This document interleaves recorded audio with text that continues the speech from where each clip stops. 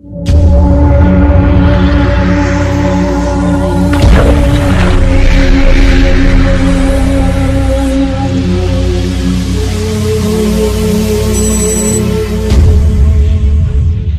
à tous, c'est William pour Step by Step Tuto. Alors aujourd'hui on se retrouve pour un premier tutoriel pour vous expliquer comment optimiser le démarrage de votre ordinateur. Donc là on va directement dans la barre de recherche et on tape msconfig, comme ceci. Donc on lance msconfig. Et ici on arrive sur la fenêtre de configuration du système, où trois onglets vont nous intéresser, l'onglet démarrer, l'onglet service et l'onglet démarrage. On va tout de suite commencer par aller dans l'onglet démarrer, options avancées. Et ici, on va pouvoir modifier le nombre de processeurs et la mémoire qu'on veut attribuer au démarrage de Windows. Donc de base, Windows n'octroie pas beaucoup de performance au démarrage, ce qui fait que les démarrages peuvent être parfois un peu lents. Donc si vous voulez modifier ça, ça se trouve ici. On voit qu'ici, moi j'ai un seul de mes processeurs qui est attribué au démarrage. Donc là, je vais cocher nombre de processeurs et le mettre au maximum. Je vous conseille de le faire parce que ça va améliorer votre démarrage et ça va pas vous handicaper par la suite. Les performances du PC seront les mêmes quand il sera allumé.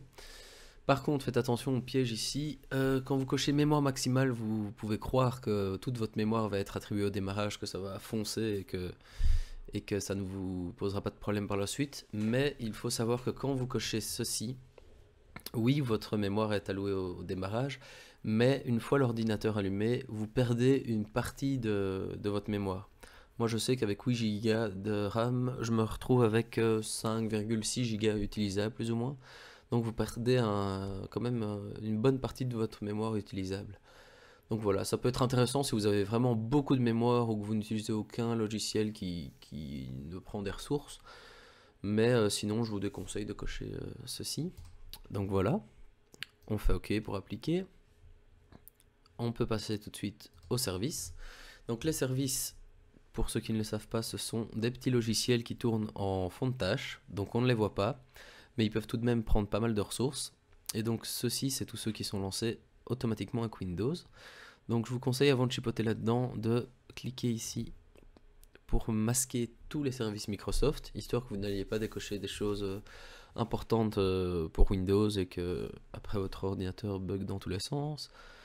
Donc ici, vous aurez une liste en fonction des logiciels que vous avez sur l'ordinateur. Ça c'est un peu à vous de choisir ce que vous voulez désactiver. La seule chose importante, c'est de ne pas désactiver tout ce qui est lié à vos pare-feux, à vos antivirus, etc. Parce que si vous désactivez un service, le logiciel ne fonctionnera plus correctement, quoi. Donc moi par exemple ici, tout ce qui est update automatique, Skype Updater d'ailleurs, je vais l'enlever. Il y a beaucoup de ce genre-là, des updates automatiques. Moi, je préfère les enlever parce que je les fais manuellement et comme ça, j'ai pas un logiciel, un service qui se lance à chaque démarrage, qui prend du temps à se lancer, etc. Donc voilà, faites un petit peu le tri là-dedans et voilà, vous validez par appliquer.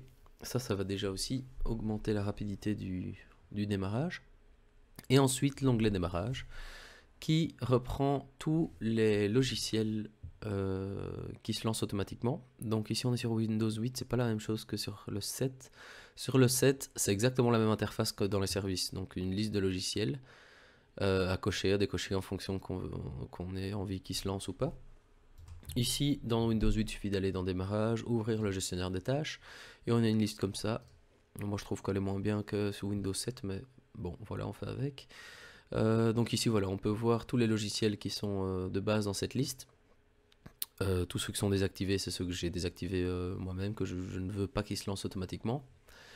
Et voilà, là vous pouvez décider desquels vous voulez activer, désactiver en cliquant ici, c'est très simple.